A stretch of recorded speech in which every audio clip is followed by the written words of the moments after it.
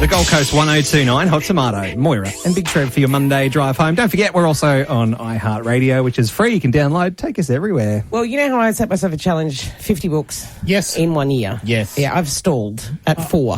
Have you? I really have. I've tried. I just ran out of time. Yeah, I've stalled at, opening a book. So. So I'm thinking about hitting the audiobooks or possibly even ebooks as well. That's easy. Yes, but I have been sent a book that apparently I need to read, and this sounds right up my alley as well. It's called The Criminal Class, a memoir of a prison teacher. Paul MacNamara is the author, and it is a true story about the amazing things that happened while he was teaching in prison. Paul, good afternoon. Good afternoon, Big Trev and Moira. How are you? Very Good, well, mate. thank you. Right, okay, so how did you become a teacher in a prison anyway? Well, I actually applied for a position that was coming up for a teacher who had qualifications in literacy and numeracy, and I didn't realise it was in a prison until I went to the interview. And, I turned up at Silverwater Jail and... You went checked in the there, address?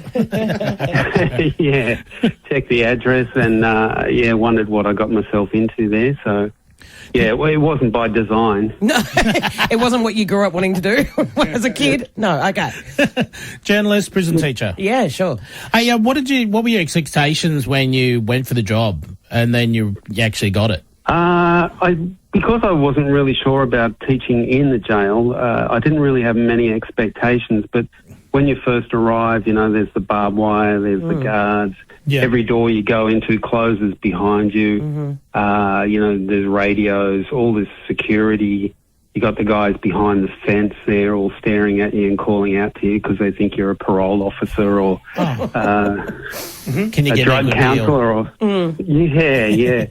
So, all that sort of, I suppose your expectations, you don't have too much because your senses are overloaded. And then I did go for the interview, and I described in the book that when I did go for the interview, they rounded up some prisoners who were in the library, which was in the adjoining building, for a search. So, it's sort of all, your senses really do get overloaded. And on that first interview, because I was stuck there while they did that search of the prisoners, I pulled out my mobile phone to ring my wife, and then I realised that I'd smuggled a phone into a prison.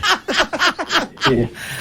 Wow. Off to a good start. Oh, yeah. But you got the job, so that's good. No. Come into this next room, Paul. We're just going to search the rest of you. Now, I did something very similar in a place called Numbinbar Correctional Centre here on the Gold Coast. It's in the hinterland area. It's not. It's one step basically before freedom for prisoners, and I taught drama there for half a year. Oh, yeah. And I went in there each time, and it is, like you said, overwhelming with all of your senses are being taken over. And at this stage, the prisoners could also still smoke, around. So this was back in the late 90s.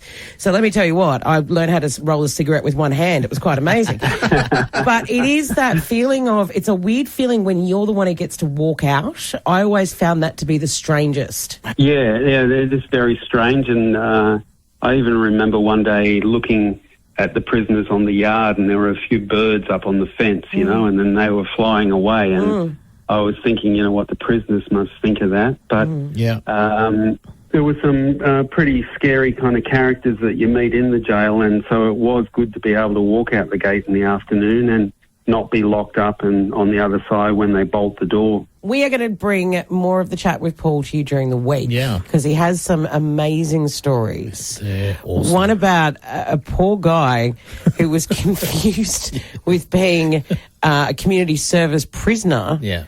Doing some gardening and actually got put back in the van to be taken back to jail. Wouldn't put up too much of a fight either. So we are going to revisit Paul again this week. There's probably an outing for him. Yep, that's all. It's all in the criminal class. More of a chat with Paul coming up. It's Moira and Big Trev on 1029 Hot Tomato. The Gold Coast 1029 Hot Tomato. Moira and Big Trev.